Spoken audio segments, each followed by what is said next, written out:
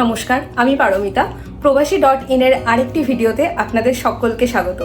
আশা করছি আপনারা সকলেই ভালো আছেন। এখানে এখন বাজছে প্রায় সন্ধে 7:30, যদিও সন্ধে বললে ভুল হবে, কারণ এখন এত দেরিতে অন্ধকার হচ্ছে যে এখন মোটামুটি এটাকে বিকেল বলাই যায়। সারা দিনই বাড়িতে বসে বোর হচ্ছিলাম। আমার বন্ধু আমাকে সাজেস্ট করলো পাশাপাশি একটা পার্ক আছে, সেই পার্কে ঘুরতে যাওয়ার জন্য।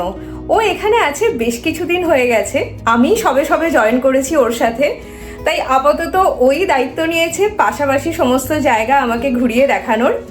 আজকের ভিডিওর বেশ কয়েকটা ক্লিপ ও আমাকে রেকর্ড করতেও হেল্প করেছে। আচ্ছা, আপনাদের সাথেও পরিচয় করিয়ে দিই আমার বন্ধুর। আসসালামু আলাইকুম। এই হচ্ছে তাসনিয়া, ও বাংলাদেশ থেকে। আমি তো এত খুশি ওকে পেয়ে, মানে কানাডাতে এসে, বিশেষ করে যার সাথে আমি একই অ্যাপার্টমেন্ট শেয়ার করছি, তো সেখানে আমি সবসময় বাংলায় কথা বলতে পারছি, এটা আমার কাছে একটা বিশাল বড় ব্যাপার। আমরা দুজনে রওনাও দিয়ে দিলাম সেই পার্কের উদ্দেশ্যে। এখন কিন্তু আপনারা আমাকে প্রায়ই দেখতে পাবেন বাসে যাতায়াত করতে, কারণ আমার কাছে নিজের গাড়ির তো কোনো অপশন নেই, এখনই পাবলিক ট্রান্সপোর্টই ভরসা। তবে এখানে লোকজনের সংখ্যা কম থাকার জন্য আর রাস্তাও বেশ ভালো হওয়ার জন্য বাস জার্নিও কিন্তু বেশ কমফোর্টেবলই থাকে। পার্কে ঢোকার মুখেই এত এত লোকজন দেখে আমি তো অবাক। আজ এসেছিলাম এই পার্কটায়, পোর্ট ইউনিয়ন ভিলেজ কমন। এই পার্কটা জানেন তো, প্রথমত এটা একটা একদম কমিউনিটির মাঝখানে, মানে আমি ভাবছিলাম যারা পাশাপাশি থাকে তাদের কত ভালো, প্রত্যেকদিন বিকালেই একবার এই পার্কটা থেকে ঘুরে যেতে পারে। তবে পার্কটার স্পেশাল অ্যাট্রাকশনটার দিকে যাওয়া যাক, চলুন। আমার আরো একটা যে জিনিস ভালো লাগলো, পার্কে ঢোকার এই পুরো রাস্তাটাতেই কত সুন্দর সুন্দর ডিজাইন করা আছে। পার্কে ঢোকার পরই আছে বাচ্চাদের খেলনার নানা রকম জিনিসপত্র, সেজন্য কচি কাচাদের ভিড় এই জায়গাটাতেই বেশি। বিশেষ করে এই যে স্প্ল্যাশ প্যাডটা তো ভীষণ ফুর্তি করে এরা খেলছে। এই এত এত লোকজন দেখে আমি আর আমার বান্ধবী দুজনের মাথাতেই যে কথাটা এলো, যে দেখে মনে হচ্ছে একেবারে আমাদের দেশের কোনো একটা মেলা চলছে। আপনারা হয়তো আমার ইউএস এর ভিডিওগুলোতে লক্ষ্য করে থাকবেন যে নর্মাল পার্কে কিন্তু এত এত লোকজন একেবারেই দেখা যায় না। আসলে কি জানেন তো, কানাডাতে আমাদের ভারত, বাংলাদেশ এই সমস্ত জায়গার প্রচুর মানুষজন এখানে বাস করেন, আর এটা তো আমাদের দেশের একটা কালচার আছেই যে বিকালে কাছাকাছি পার্ক থেকে ঘুরে আসা, তাই এত লোকজনও দেখা যায়। পার্কের মাঝ বরাবর দিয়েই গেছে আবার একটা রেল লাইন। এখানে থাকাকালীন এতবার ট্রেনের আওয়াজ শুনলাম, তবে ট্রেনের এই ঝমঝম শব্দটা নিজের দেশের কথাই বারবার মনে পড়িয়ে দিচ্ছিল। এটা যেন এক আলাদাই অনুভূতি। হয়তো দেশের বাইরে আছি বলেই এই ছোট ছোট জিনিসগুলোর প্রতি একটা অন্য রকমের টান অনুভব করি। তবে শুধু যে কচি কাচাদের ভিড় তা কিন্তু নয়, এখানে আবার লোকজন পিকনিক করতেও এসেছে। ওই যে দেখুন দূরে ধোঁয়া দেখা যাচ্ছে, নিজেদের মতো ফ্রেশ খাবার দাবার বানিয়ে এখানেই বসে খাওয়া দাওয়া করছে বিকালে। তবে এরকম ভাবে লোকাল পার্কে বসে পিকনিকের মতো ছোট্ট করে খাওয়া দাওয়া সারা, সেটা ফ্যামিলির সাথে হোক বা বন্ধুদের সাথে, ইউএস আর কানাডা সব জায়গাতেই বেশ জনপ্রিয়। আমার মতে এই পার্কের বেস্ট জায়গা কিন্তু এখানটাই।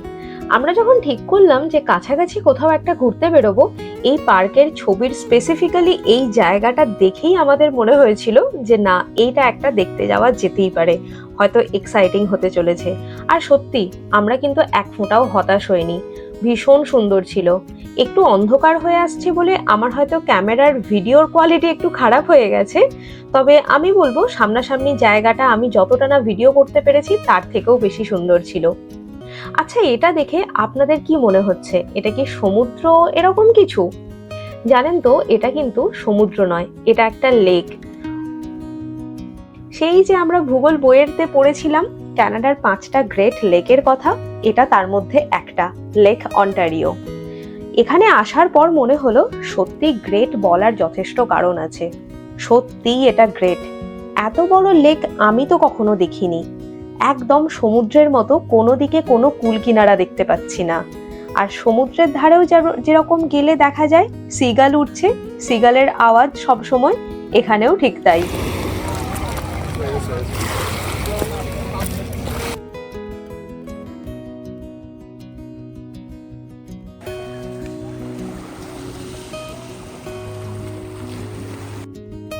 এটা আমার ভীষণ কিউট লাগলো। এখানটা দেখছিলাম pre wedding photoshoot, wedding photoshoot, maternity photoshoot, এই সবের জন্য ভালোই ফেমাস। তো এখানে মনে হলো কোনো একটা এরকম ম্যাটারনিটি ফটোশুটই হয়েছিল, আর তাদের অলরেডি একটা পেট ডগ আছে। আমি তো আমার আগের পেট স্টোরের ভিডিওতে বলেইছি যে এখানের মানুষজন নিজেদের পেটকে একদম নিজের বেবির মতোই মনে করে। তো এখানে সেই কুকুরটাই যেন বলছে যে আমার মা বাবা আমার জন্য একটা ছোট্ট হিউম্যান বেবি এনে দিতে চলেছে। আপনাদেরকে ফটোগ্রাফির কথা বলতে না বলতেই দেখুন এখানেও এরকম ভাবে ফটোগ্রাফি চলছে, যদিও কোনো স্পেশাল অকেশন না, এমনিই তোলা হচ্ছে। কানাডার 5টা গ্রেট লেকের মধ্যে একটা লেকের ধারে এসেছি ঘুরতে, আর জলে নামবো না তা কি হতে পারে? যদিও আমরা আগে থেকে কোনো রকম কোনো প্রিপারেশন নিয়েই আসিনি, তাই জুতো মোজা যা ছিল সেই সব খুলেই প্রস্তুতি চলছে জলে নামার। আর সব থেকে বড় কথা, সামার তো এখানে হয়তো আর বড় জোর 1 মাস, তারপরেই পড়বে কনকনে ঠান্ডা। তখন তো জলে নামা দূরের কথা, জলে হাতই ডোবানো যাবে না। তাই এখনই একটু এনজয় করে নিচ্ছি।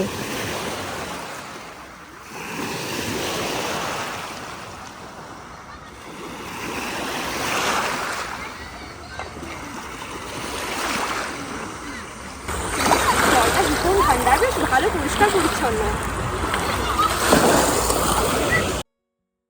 এই নুড়ি পাথরগুলোর উপর বসে বসে পা শোকাতে শোকাতে ছোটবেলার একটা ভীষণ পছন্দের খেলার কথা মনে পড়ে গেল।